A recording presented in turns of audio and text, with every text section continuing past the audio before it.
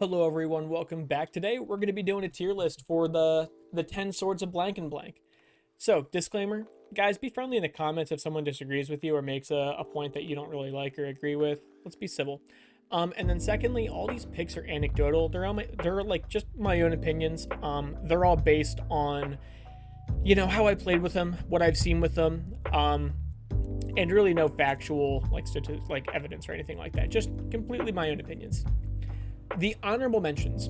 The Sword of Dungeons and Dragons gives +2/+2 pro rogues and clerics. Whenever a quick creature deals combat damage to a player, make a 4/4 gold dragon with flying and then roll a d20. If you get a 20, repeat it. I think it's goofy. That's it. I think it's silly and I like it. The Sword of blank and blank was from Gavin's Unknown event in Philadelphia. And Sword of blank and blank enters the battlefield. It doesn't grant +2/+2 or protection. And it says, when it enters the battlefield, choose 2 tournament legal cards in the Sword of blank and blank cycle at random. This equipment has the first piece of the combat damage trigger of the first one, and the second piece of chosen combat damage trigger on the second one. So the way this card works is you basically somehow have to figure out how to randomly pick 2 of the swords. I personally use this card and I rolled a d20 just to see what we get. So let's say you get Body and Mind as the first part, and then the second part you get, let's say, Feast and Famine, right? So then you would be, okay, well, when it deals combat damage to a player, they're going to mill 10, and then you're going to untap all lands you control. So that's kind of fun. You get to pick a little bit of them, but it was a fun card. Getting into the real list. 10th place, Sword of Once and Future gets the +2/+2 pro blue and black. When it deals combat damage to a player, surveil 2, then you may cast an instant or sorcery with mana value 2 or less from your graveyard without paying its mana cost, and then exile it instead of putting it into your grave. So in theory, this card's really great. It's just, from what I've seen, you generally, like, surveilling 2 is good. Like, it's good, top deck card advantage, but the 2 or less is a big hindrance on it. And the thing I don't really like about this card is it works post combat. So if you want to get in, but you just can't because you have like a removal spell in your graveyard that you just now can't cast because you haven't dealt the combat damage with it yet, it's kind of like a headache. And just 2 or less isn't that big of a window. Like, it's just kind of like post combat or post damage removal. Or like you can opt, or you can like draw a card. It's in my head, it's just like all right compared. It's good card, just compared to the other swords. I think it's the worst. Not that it's bad, just comparatively the worst. 9th place is Sword of Sinew and Steel. Gets +2/+2 pro black and red. When it deals combat damage to a player, destroy up to 1 planeswalker and up to 1 artifact. It's a good effect. The cool thing I like about this card is when it deals combat damage to a player, you don't have to destroy an artifact or a planeswalker that they control. It's just any on the battlefield. So I view all of these, I guess I should say, in a commander setting. So I like it that it can pop an artifact or a planeswalker, but I feel like it still falls short of the other ones just because, yeah, like, you can get like a big artifact, like a chromatic Ori or like whatever, any big scary thing. And you can get like a big scary planeswalker, but it's kind of like, well, you kind of swing with it once. People aren't playing planeswalkers very often in Commander, especially if they're just, I don't know, not really a planeswalker deck. And artifacts aren't super relevant in a lot of decks, other than like miscellaneous equipment and mana rocks for most. If you're playing against an artifact deck, it's great. If you're playing against a planeswalker deck, it's great. But I feel like for most cases, this sword's just kind of alright.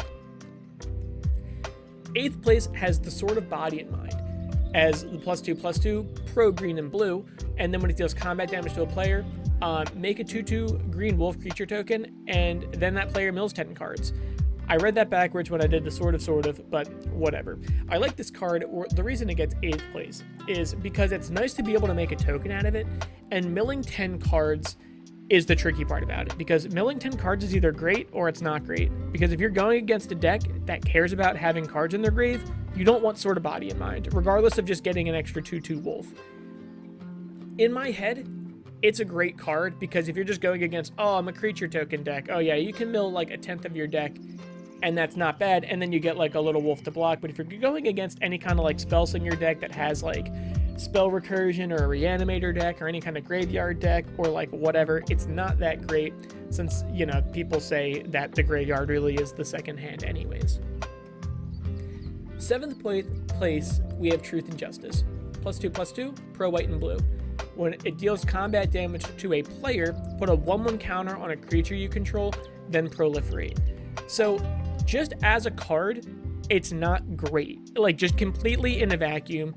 Okay, you play a 1/1, you equip it, it's now a 3/3. You go to combat damage, you deal 3 damage, and then post combat damage, you put a 1/1 counter on it, and then you proliferate. Now you have a 5/5. It's good if you can spread it out, because the proliferate's a big deal. If you're going in like a counter deck, it's kind of nice, but I feel like most counter decks don't really want this kind of thing. It's nice to be able to just simply buff the creature. But it's only a 1/1 counter. Proliferate's nice because you can choose any kind of anything. You can play a little bit of politics with it. You can buff your planeswalkers. You can do experience counters, infect counters, whatever. But generally, like, I feel like if you're kind of like a 1/1 counter deck, you're probably not going super wide anyways.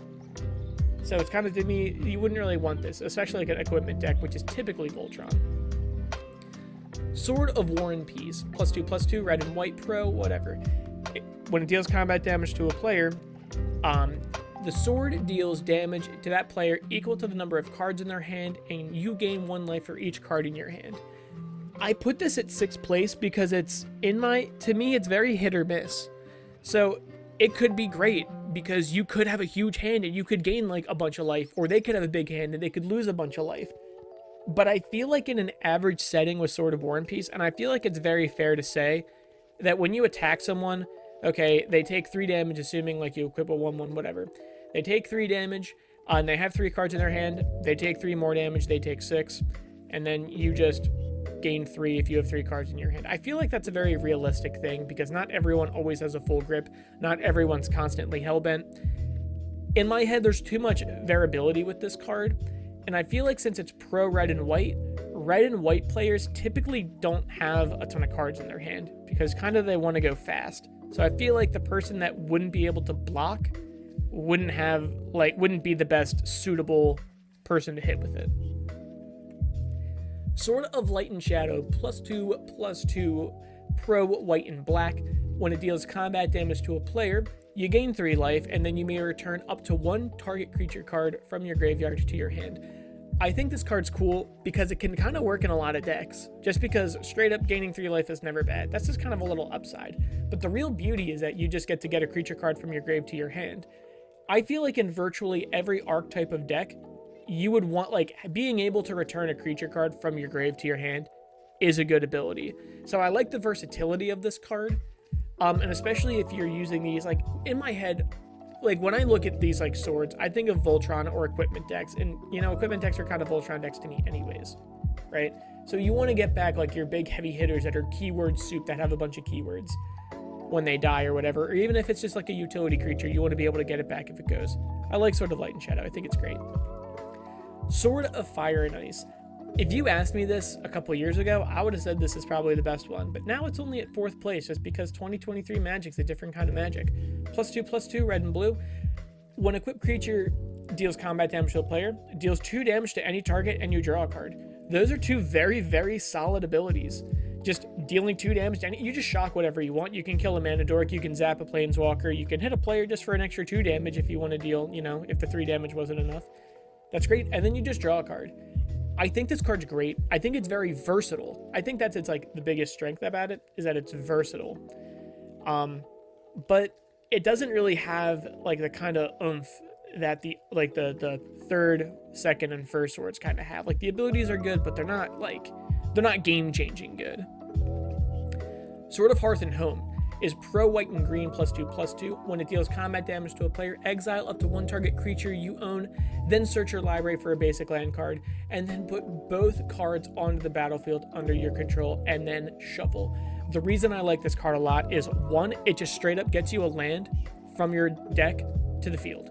It's just ramp, and the thing that's nice about these swords is that they're colorless, so it's ramp in any color deck.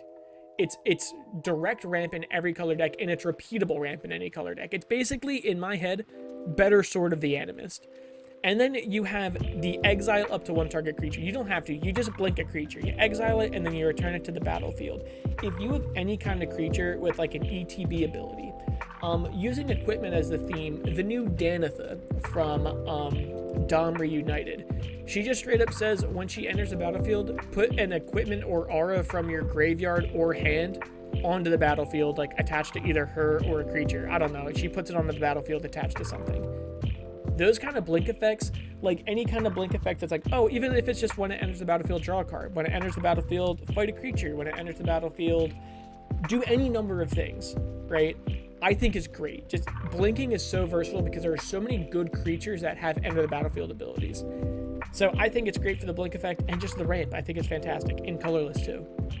Sword of Forge and Frontier is one of the newer ones, and I really like it. At first, I'll be honest, I didn't think it was going to be as great as it is now. It's +2/+2, pro red and green. When it deals combat damage to a player, exile the top 2 cards of your library. You may play those cards this turn, and then you can play an additional land. Here's what I like about it. 1, it essentially says draw 2 cards, because you just exile the top 2 and you can play them. That's kind of how I view these exile effects, is you just kind of draw them extra for the turn. So if you draw an extra land, you can play it. If you get 2 land and you didn't get your land drop, you just don't miss your land drop, you play 2 land. It's essentially ramp in colorless, again, which I think ramp and card draw are the 2 most important things in Magic. Ramp and card draw, 2 most important things. So not only does it give you those 2 extra cards for the card advantage, because you can play them that turn anyway, you can also play an additional land. I use this card in Brawl, like on Arena, a lot. I try to put it in pretty much every deck that I can, and honestly, pro red and green is like pretty good because a lot of creatures that are like big and scary, like they don't want to swing into it and they can't really block it. Fight spells don't work, burn spells don't work. It's really good. Finally, the first place card is Sword of Feast and Famine. I think Feast and Famine is easily the best card. It's +2/+2, black and green. Whenever a equipped creature deals combat damage to a player, that player discards a card, who cares? But then you untap all your lands. It basically just gives you an extra untap step. That's so unreasonably good. Pro black and green get around some of the best removal colors, just straight up. And like discarding a card's not a big deal, but being able to untap all your lands means I kind of view it like almost, it's not really, but I kind of view it as almost taking 2 turns in a row. Because like you untap all your lands, you go nuts on your main phase 1, you go to combat, you get through, they take 3 damage, they discard a card, who cares? But now you untap all your lands you control. So even if you don't want to do anything for the rest of your turn, you just want to kind of hold up mana for an instant or an ability or whatever, you can. But you can just continue to play big cards. Like that's what I like about this card so much, is just you untap all your lands. That's so unreasonably good. Thank you guys for watching. Like the video, subscribe to the channel, and then comment your own rankings of the swords. Tell me if you disagree with mine. Tell me what you would have changed, if you would have swapped around some of my numbers, if you think I had any kind of bad takes or if I missed anything. Let me know. Thanks so much for watching, and I'll see you next time.